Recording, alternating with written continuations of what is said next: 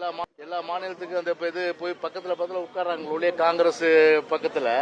ஆனா மாநில உரிமையை காப்பதிலே என்னைக்காவது இவங்க வாய் திறந்து இன்னைக்கு திரும்ப சோனியா காந்தி கிட்ட பேசியிருக்காங்களா, திரு ராகுல் கிட்ட பேசியிருக்காங்களா? எதுவுமே பேச்சுவார்த்தை நடத்தாம உச்ச நீதிமன்றத்துக்கு போகாம முழுக்க காவிரிக்கு துரோகம் இழைத்த அரசு, டெல்டா மாவட்ட விவசாயிகளுக்கு துரோகம் இழைத்த அரசுனா அது இது விடியாத திமுக அரசு தான்.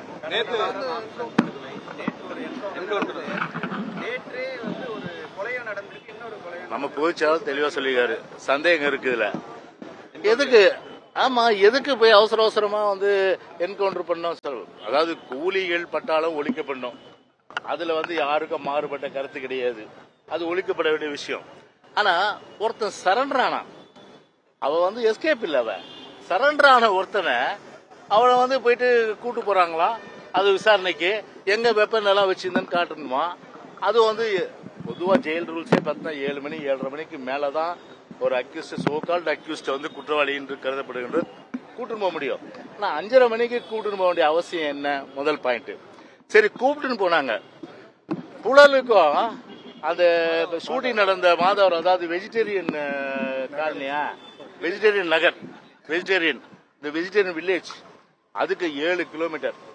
ஒரு ஆள் எவ்வளவு நேரம் ஓடுவான்? எஞ்சி போனா 5 கிலோமீட்டர் மேல ஓட முடியாது. இங்க இருக்கிறவங்க எப்படின்னு தெரியல, எல்லாமே ரன்னர்ஸ் தான் எல்லாம். அத மாதிரி வின்னர்ஸும் இருக்கும், ரன்னர்ஸ் இல்ல, வின்னர்ஸ் எல்லாமே.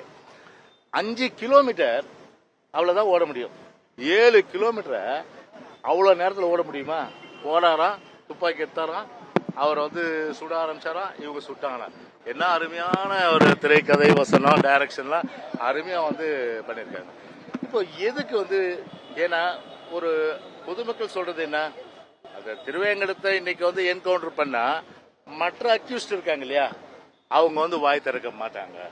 வாய் திறந்தீங்கன்னா இதே போலதான் நிலைமை அப்படின்ற ஒரு அச்சுறுத்தலை ஏற்படுத்துறதுக்கு இந்த என்கவுண்டர் நடத்தப்பட்டதா? அதுதான் இப்ப கேள்வி. அதான் இன்னைக்கு மடியில கணம் இல்லைன்னா இந்த அரசாங்கத்தை பொறுத்தவரை ஒரு சிபிஐ என்கொயரி வச்சுட்டு போக வேண்டியதானே. ஏன் சிபிஐ என்கொயரி விக்கல இன்னைக்கு?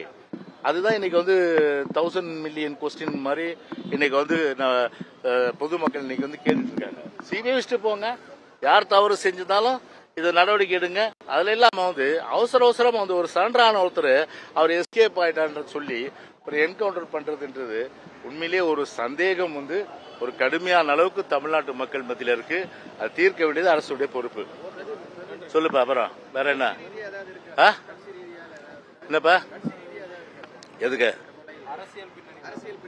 இல்லப்பா? அப்படித்தானே இப்ப மக்கள் சந்தேகிக்கிறாங்க.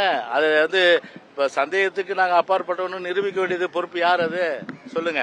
இன்னைக்கு எதுக்கு எடுத்தாலும் பாத்தீங்கன்னா இன்னைக்கு வாய் திறக்கிற அரசு. இன்னைக்கு எல்லாமே இன்னைக்கு பாத்தீங்கன்னா இன்னைக்கு எதுவுமே யாருமே ஊடகங்கள் வாய் திறக்க கூடாது, யாருமே வாய் திறக்க அடிப்படையில் சொல்றாங்க. இன்னைக்கு அந்த வகையில் இன்னைக்கு பாத்தீங்கன்னா ஒரு பெரிய அளவுக்கு மக்களுடைய சந்தேகத்தை தீர்க்க வேண்டிய பொறுப்பு அரசாங்கத்துடைய கடமை. ஓகே, யாரு